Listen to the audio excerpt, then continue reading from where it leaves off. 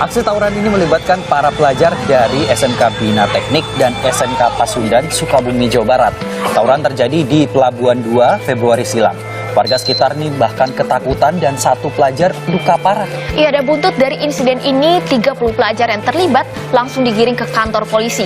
Jumat siang, 4 diantaranya menjadi tersangka dan mirisnya insiden ini ternyata direncanakan para pelajar melalui aplikasi WhatsApp. Dan atas kasus ini mereka pun terancam. Tersangka narkoba ini mengaku awalnya mencari pekerjaan sampingan untuk mengisi kekosongan waktu di sela-sela kegiatan belajar daring.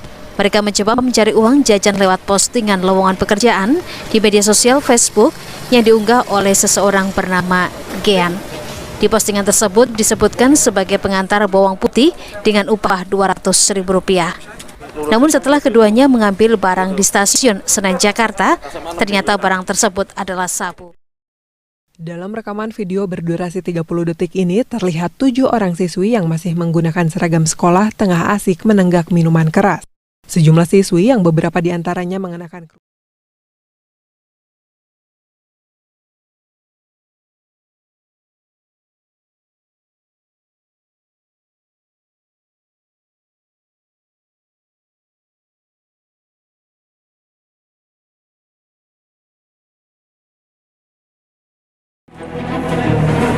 lima remaja perempuan dan 37 remaja laki-laki ini dikumpulkan di Aula Polsek Koja, Jakarta Utara usai terjaring razia penyakit masyarakat di sebuah hotel di wilayah Tugu Utara. Puluhan remaja dengan usia 18 hingga 19 tahun ini terlibat prostitusi yang beroperasi melalui daring dengan tarif Rp300.000 sekali kencan di kamar hotel.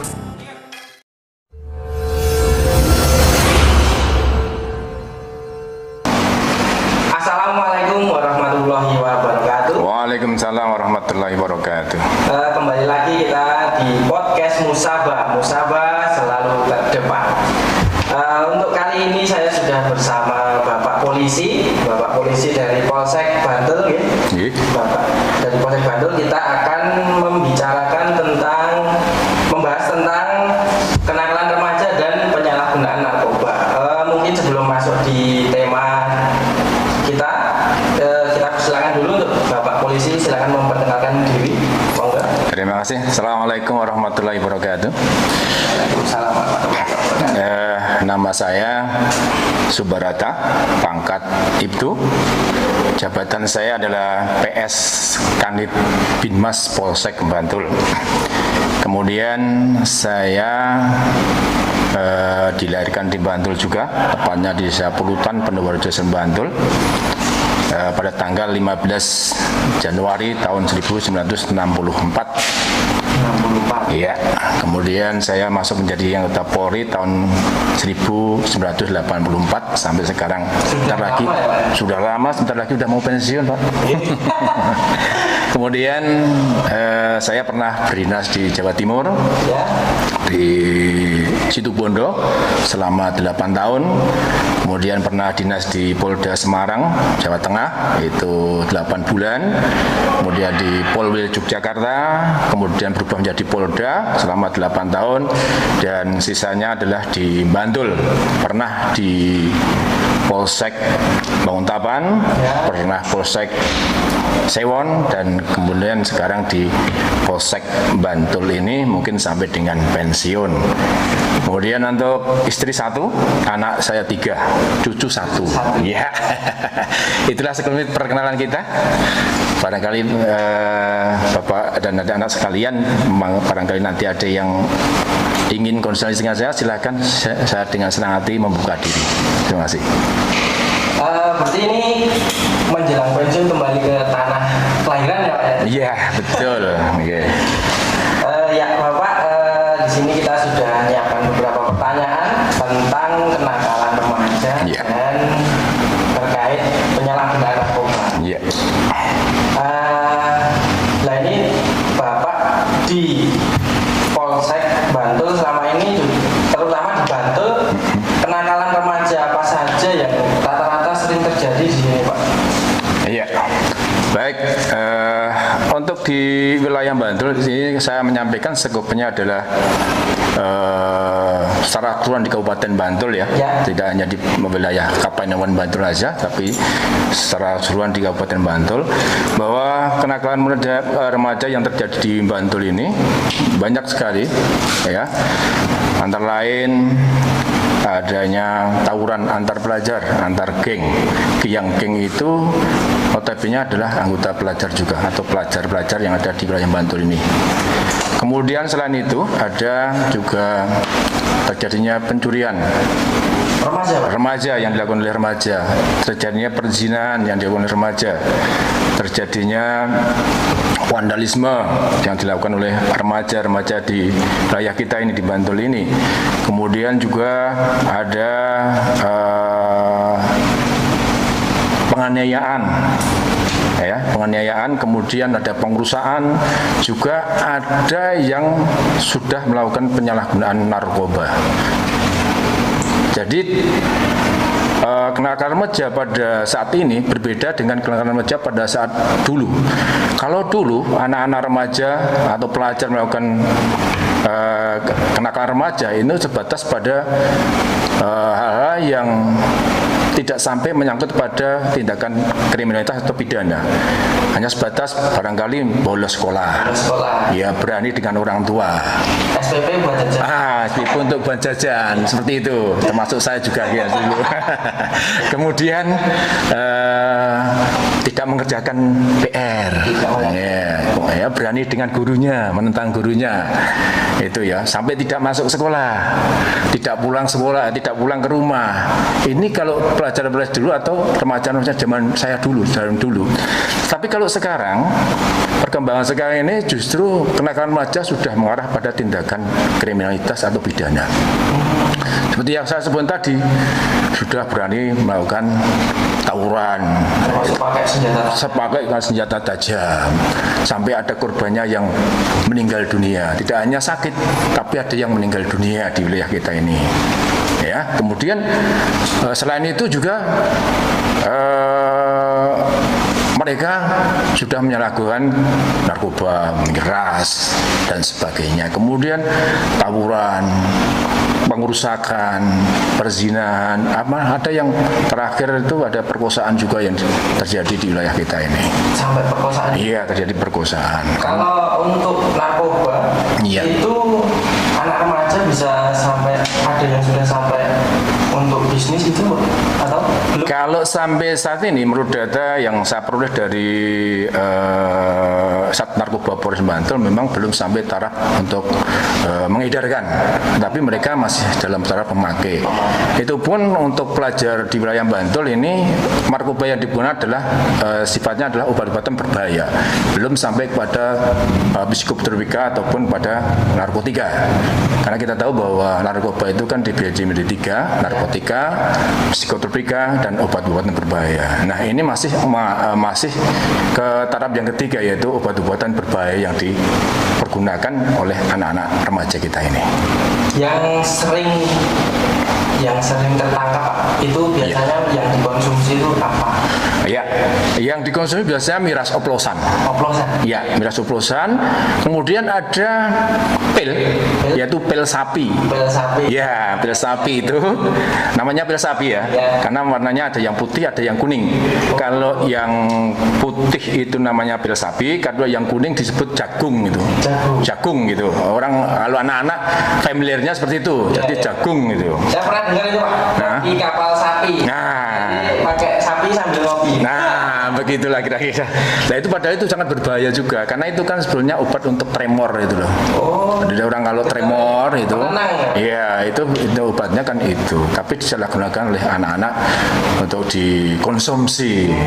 Sedangkan sebetulnya kalau itu digunakan sesuai dengan anjuran dokter ya tidak masalah, karena memang itu kan sebetulnya obat. Tapi karena disalahgunakan, dia memakainya juga ngawur, nah makanya timbulnya hal yang tidak diinginkan seperti itu. Biasanya hal-hal yang mempengaruhi anak-anak, Pak, untuk terjerumus ke sana itu pengaruh dari mana ya? Iya. Yang pertama timbul timbul karena teman, pergaulan. Ya, pergaulan yang masa remaja kan masa mencari jati diri katanya seperti itu ya. Mengikut-ikuti, coba-coba sifatnya. Ingin coba sana, coba sini, coba sini. Ya.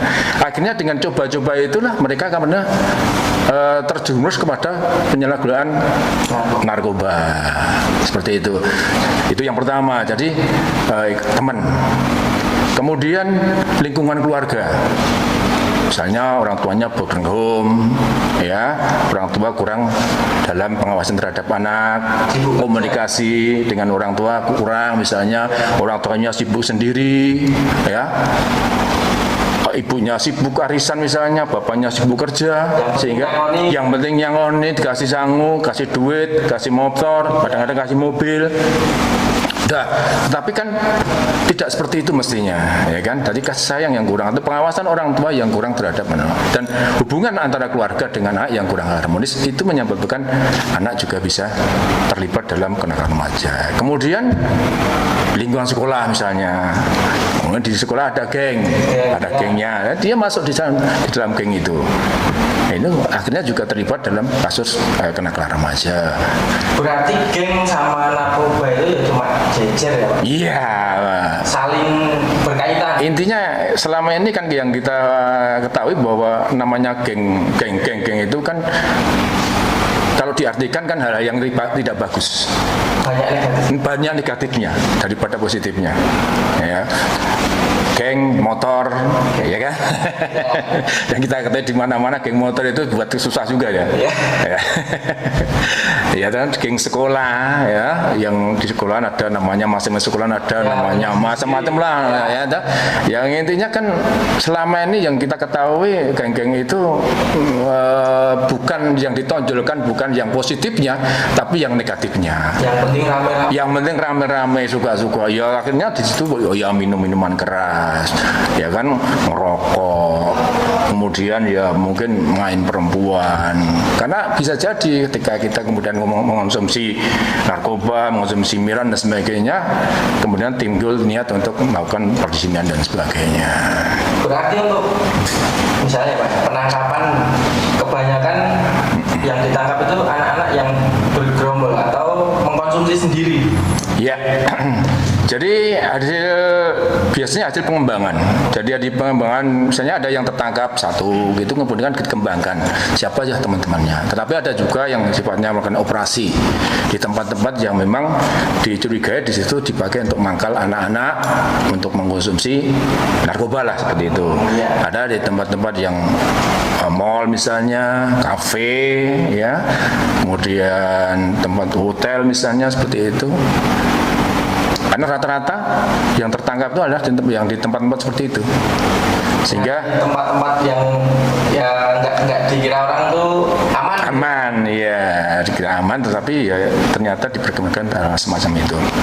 Nah, kemudian saya ingin sampaikan juga bahwa kasus di Bantul itu ada beberapa kasus yang narkoba, namun secara keseluruhan ya, secara keseluruhan itu di Bantul itu ada mulai Januari sampai dengan Juli ini itu sudah ada terjadi 61 kasus penyalahgunaan narkoba. 61 kasus? Ya. Remaja semua? Tidak, ada yang remaja tapi lebih banyak pada yang sudah dewasa. Dan kemudian perinciannya adalah yang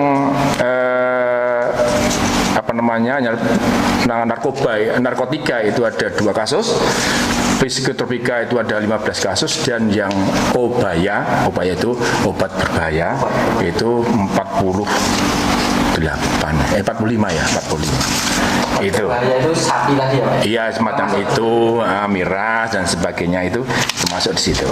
Kalau anak remaja biasanya yang tertangkap di sekitar sini ya Pak, itu kebanyakan yang masih sekolah atau sudah putus sekolah.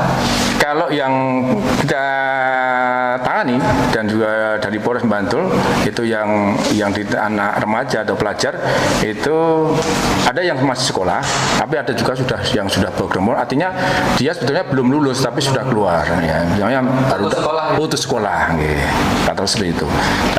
Tapi juga ada yang masih belajar. Ada yang mengkhawatirkan atau membuat miris kita juga. Pernah ada pelajar dari SMP masih SMP, pesta mirasnya di sekolahan. Ya, ada di wilayah kita di wilayah Polsek Bantul ini. Tapi tidak saya sebutkan ini rahasia. Ada itu. Sudah lama, Pak? Sudah lama, tapi kasusnya sudah lama. Cuman kita bina selama 1 bulan di Polsek Bantul. Semuanya. Ada ceweknya. Di ruang kelas gitu, Pak? Bukan di ruang kelas, tetapi di parkiran sekolah. Oh iya. Ini pernah terjadi. Sebanyak tidak salah 16 anak, ada perempuannya ada 3. Itu kasusnya kayaknya ada sekolah lain juga gitu. Waktu itu tidak ada, jadi satu sekolahan aja. Oh, gitu. Nah, dari sekolahan, kemudian dia membeli minuman keras ya, dicampur-campur, dioplos, kemudian dipakai untuk minum bersama-sama. Pesta di parkiran itu. Memang jamnya mengambil jam setelah selesai pelajaran. Oh gitu. Ya. Kalau ini Pak, mau tanya kalau hukuman ya Pak ya bagi pemakai narkoba dan pengedar narkoba itu sama atau berbeda ya Pak? Beda. Ya. Kalau kita tinggal jenisnya aja. Kalau ada yang ada narkotika, psikotropika dan obat-obat berbahaya. Kalau untuk narkotika dan psikotropika itu pengguna bisa ditindak secara hukum. Tapi kalau ubaya tidak bisa.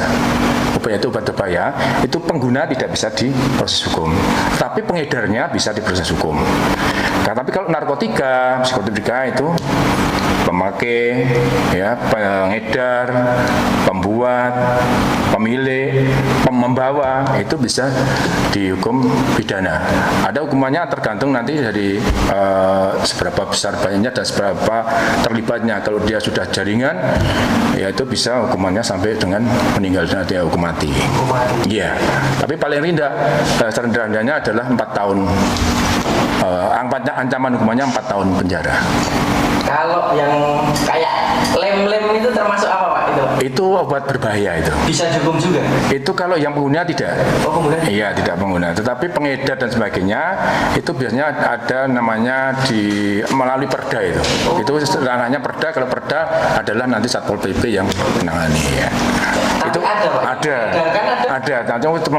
Termasuk yang sudah kita tangani yang pernah ditangani oleh Polsek Bantul itu di Pal Babang itu penjual miras itu akhirnya dia divonis membayar denda 40 juta.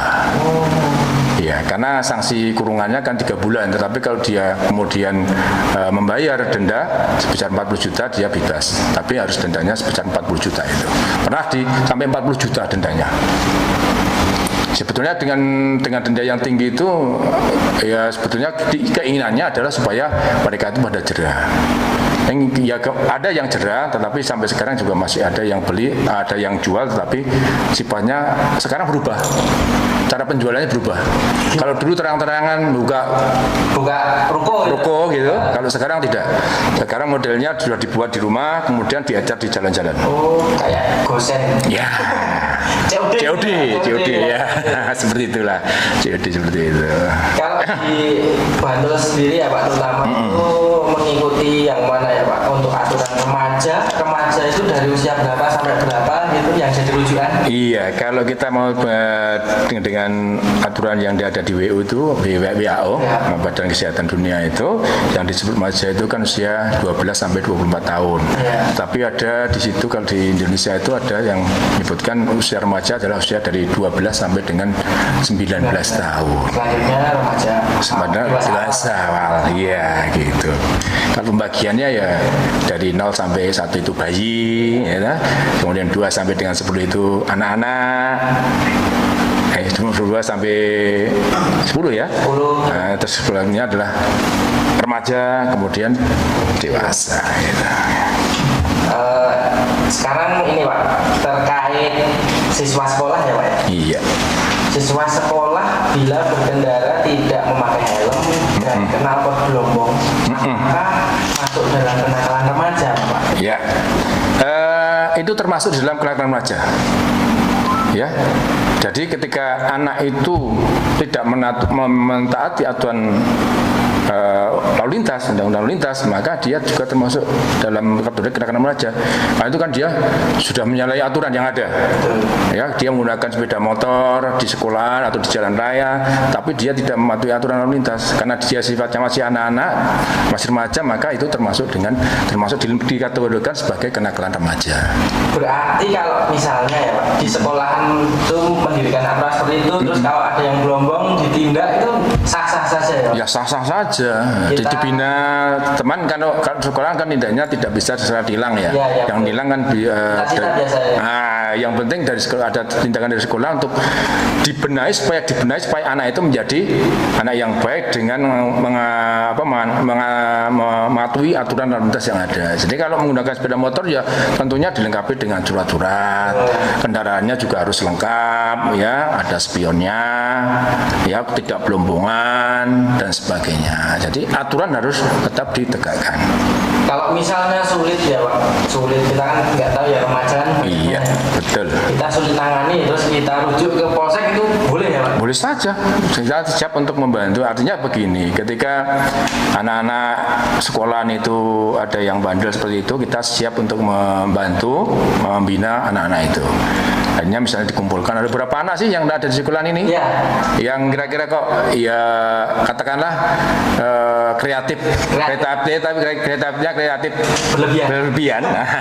Silakan dikumpulkan. Nanti bisa minta bantuan polsek untuk membantu untuk pembinaannya. Kemudian kan di sini kan juga ada namanya SSDP ya, satu sekolah dua polisi. Yang kebetulan di SMK Muhammad Isyan Bantul itu termasuk saya. Nah, kalau dulu Mas Azhar, karena Mas Azhar sekarang sudah pindah, sekarang diganti oleh Mas Ahmad. Ahmad selaku Babin Kamtibmasnya. Nah ini kan nanti bisa dari pihak sekolah koordinasi dengan petugas SDP ataupun langsung kepada Pak Kapolsek juga nggak apa-apa. Yang jelas Polsek siap untuk membantu untuk melakukan pembinaan dan pengawasan terhadap anak-anak di sekolah. Berarti perlu diketahui untuk teman-teman siswa baru di SMK Muhammadiyah 1 Bantul, kita di SMK sudah bekerjasama dengan Polsek di Kabupaten Bantul, Polsek Bantul, untuk ketertiban dan lain-lain yang termasuk kenakalan remaja, kita bisa mengatasinya bersama Kapolsek Bantul gitu ya. Iya. Ini kalau tanggapan, bagaimana tanggapan tentang fenomena kelitih, Pak? Iya. Oke. Beberapa waktu yang lalu kelitih di Yogyakarta luar biasa ya. Hampir tiap hari itu ada laporan masalah kejadian kelitih. Memang itu membuat miris juga. Kita juga selaku anggota Polri juga ini kejadian yang sangat luar biasa. Makanya kemudian ada Pak Kapolda itu sampai mengatakan bahwa kelitih itu semacam kayak proxy war ya. Nah itu. Jadi sudah membahayakan sekali. Tidak saja membahayakan bagi dirinya orang yang pelakunya, tapi juga membahayakan pada masyarakat. Sehingga membuat masyarakat itu takut. Maka kelitih itu kemudian tidak boleh disebutkan kelitih, tetapi disebutkan kejahatan jalanan. Nah ini membuat masyarakat takut. Ya, sementara sempat membuat masyarakat takut ketika jalan-jalan. Karena kelitih ini pelakunya tidak pandang bulu. Siapa yang ketemu di jalan itu yang jadi sasarannya. Jadi nggak ada target utama ya? Nggak ada masalah apa-apa. Siapa aja yang ketemu di jalan dan posisi pada waktu itu barangkali sedang sepi, kemudian dia ketemu dengan orang lain, bacok. Padahal nggak ada permasalahan apa-apa. Ini kan membuat ngeri juga kepada masyarakat. Ya, sehingga langkah-langkah kepolisian pada waktu itu kemudian melakukan kegiatan rutin setiap malamnya, itu kegiatan namanya kegiatan polisi yang ditingkatkan. Jadi patroli tiap malam harus keluar di daerah-daerah yang kira-kira memang sering terjadi adanya kelitih itu. Sebenarnya kan klite itu kalau dari zaman dulu kan yang positif ya bagus. Jalan-jalan bersama-sama. Nanti terus ngopi. Ya. Nah, gitu tuh. Tapi kemudian perkembangan zaman dengan waktu kemudian klite kok jadi seperti itu. Jadi akhirnya tidak boleh menggunakan kata klite tapi itu kejahatan-jalanan. Iya. Sebelum lanjut diminum dulu Pak. Wah, terima kasih. Diminum dulu. Oke, terima kasih. Anak-anak remaja. Oh iya. Sambil lalu klite itu sudah banyak yang akibatnya meninggal dunia kan sudah banyak. Kasus-kasus klite di Yogyakarta ini, termasuk di Bantul pun juga sudah ada yang sampai korbannya meninggal dunia. Ini putihannya aman ya tapi ya? Bukan putihan-putihan campur-campur kayak di Pak Barata. Alhamdulillah, insya Allah aman ini. Seger soalnya nih. Klite untuk sekarang kasusnya menurun atau grafiknya gimana? Sekarang ini menurun. Ya beberapa mungkin 1 tahun ini untuk klite kelihatannya untuk terutama wilayah Bantul juga tidak ada klite selama 1 tahun ini. Tidak tahu ini apakah ini dari berkat dari adanya COVID itu. Kemudian anak-anak sekolah tidak pada masuk, hanya daring. Ini ternyata juga ini sangat kalau diambil positifnya ini mengurangi kasus-kasus klite atau kejahatan jalanan. Termasuk kenakalan remaja juga menurun walaupun masih ada kadang-kadang timbul juga kasus seperti itu. Berarti terkait PPKM juga jalan ditutup-tutup. Iya, iya betul. Ada positifnya juga. Iya. Ini yang terakhir mungkin ya Pak. Ini untuk saran-saran dari Bapak polisi. Ini kan untuk anak-anak SMK bisa ya Pak untuk ke jenjang daftar ke polisi seperti itu. Nah, tapi dengan adanya kenakalan remaja ini gimana Pak? Ketika anak punya cita-cita mau menjadi polisi seperti itu. Oh iya. Jadi gini, kalau anak-anak ingin menjadi polisi ataupun tidak hanya polisi lah, misalnya menjadi tentara atau kepada pegawai-pegawai lainnya, jangan sekali-sekali terlibat dalam kenakalan remaja, apalagi yang sudah menjurus kepada tindak pidana, masuk menggunakan narkoba misalnya ya, terlibat kasus tawuran, kemudian penganiayaan, perjudian misalnya, kemudian penyalahgunaan narkoba, kemudian kasus perkosaan misalnya, penggelapan, penipuan, jangan sampai, apalagi sampai diproses. Kalau sampai diproses hukum, ya itu kan dia akhirnya nanti dalam pembuatan SKCK-nya ada keterangannya bahwa anak ini punya riwayat pernah melakukan kejahatan seperti ini. Nah kalau sudah seperti itu jelas dia tidak akan bisa masuk menjadi anggota Polri ataupun anggota TNI dan sebagainya. TNI Polri tidak bisa. Termasuk mungkin juga di tempat-tempat lain, instansi lain pun juga mungkin dia tidak bisa karena jelas punya wilayah yang tidak bagus. Itu ya, makanya untuk anak-anak yang kepingin menjadi anggota TNI Polri ya hindari kenakalan remaja itu, kecil apapun hindari itu, karena itu akan merugikan diri sendiri juga bisa merugikan orang lain gitu. Lebih baik olahraga. Nah itu jauh lebih bagus itu. Karena pengaruh narkoba juga merusak. Oh iya jelas, itu akan merusak jaringan tubuh kita, terutama jeruan-jeruan itu yang rusak. Sarafnya kena gitu, nanti udah sarafnya mungkin juga ginjalnya kena. Dan sebagainya, pokoknya jeruan-jeruan dalamnya lah yang rusak. Apa penggunaannya udah berkurang? Nah iya. Kesehatannya berkurang. Fungsinya berkurang akhirnya. Dalamnya iya akan berkurang. Oke, oh iya Pak, ini kayaknya saya masih ada yang penasaran. Iya. Tadi udah terakhir, tapi ini masih penasaran terkait. Ada apa-apa? Buah yang biasanya kata orang-orang itu bikin menghayal gitu, kayak kecubung gitu, juga berbahaya atau seperti apa Pak? Itu hal sesuatu yang itu membahayakan kesehatan tubuh kita, itu juga bisa dimasukkan dalam kategori zat-zat berbahaya tadi. Bisa dipidana? Kalau sifatnya itu masih dalam obat berbahaya, bukan narkotika atau bukan psikotropika, itu yang masih bersifat obat-obat berbahaya, pengguna tidak bisa untuk dipidana. Nah, Rehabilitasi. Ya, biasanya seperti itu. Kalau anak-anak itu lebih banyak nanti pada rehabilitasi. Kalau rehabilitasi biasanya berapa lama ya? Biasanya sampai 6 bulan itu. 6 bulan? Iya, sampai 6 bulan. Padahal untuk rehabilitasi itu kan mahal biasanya. Tetapi juga tergantung nanti kalau perkembangannya bagus, segera baik, ya mungkin tidak sampai. Tapi biasanya itu sampai 6 bulan. Selama waktu yang ditentukan dipus di satu tempat? Iya, di tempat itu. Iya, di mana ditempatkan dengan pendampingan? Iya. Ya jelas ada petugas khusus yang di sana. Siap-siap. Begitu sekiranya teman-teman tentang kenakalan remaja dan bahaya narkoba ya Pak ya. Jadi pesan dari Bapak tadi tolong diingat untuk teman-teman yang ingin melanjutkan kerja, tidak hanya TNI Polri ya. Iya.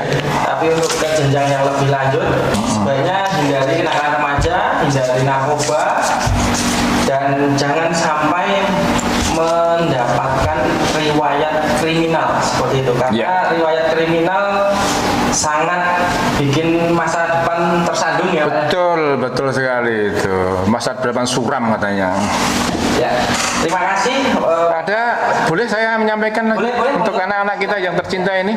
Yang pertama saya ingin menyampaikan kepada anak-anak, saya selamat anak-anak sudah bisa diterima di SMK Muhammadiyah 1 Bantul ini, dan pilihan anak-anak adalah tepat.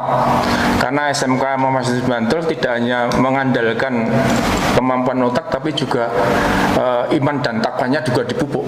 Sehingga insya Allah keluar dari SMK Muhammadiyah 1 Bantul adalah punya jiwa tanggung jawab yang bagus, ya, tanggung jawabnya ada, dedikasinya juga ada, kemudian masalah pendalaman agama juga ada, karena di SMK Muhammadiyah 1 Bantul ini kan juga masalah agama ditekankan sekali ya. Sehingga dengan begitu pilihan anak-anak untuk masuk di SMK Muhammadiyah 1 Bantul adalah sangat tepat.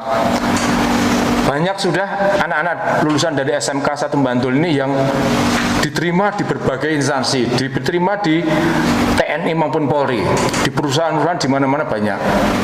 Ya. Banyak yang ikut ikut paskib juga, paskibraka. Nah, ini keunggulan dari SMK Muhammadiyah 1 Bantul juga itu. Ada yang ikut paskib ya, dan di SMK Muhammadiyah 1 Bantul ada namanya pelatihan PKS. Kita membantu masyarakat ya, menyeberangkan masyarakat, mengatur jalan. Insya Allah itu menjadi ladang pahala bagi anak-anak sekali nanti kalau seandainya nanti dibentuk lagi PKS di SMK Muhammadiyah 1 Bantul. Kemudian saya berpesan juga kepada anak-anak semuanya, tolong taati aturan yang ada di sekolahan ini, karena anak-anak ketika masuk di sekolahan sudah menandatangani surat pernyataan bahwa anak-anak tidak boleh terlibat dalam kenakalan remaja, geng, ya, tidak boleh melakukan kegiatan-kegiatan yang sifatnya menyalahi aturan atau melanggar aturan norma-norma yang ada, baik norma hukum, norma agama, norma sosial, dan sebagainya. Karena di sekolah sudah ada aturannya bagi anak-anak yang melakukan pelanggaran dengan nilai tertentu itu bisa dikembalikan kepada orang tuanya.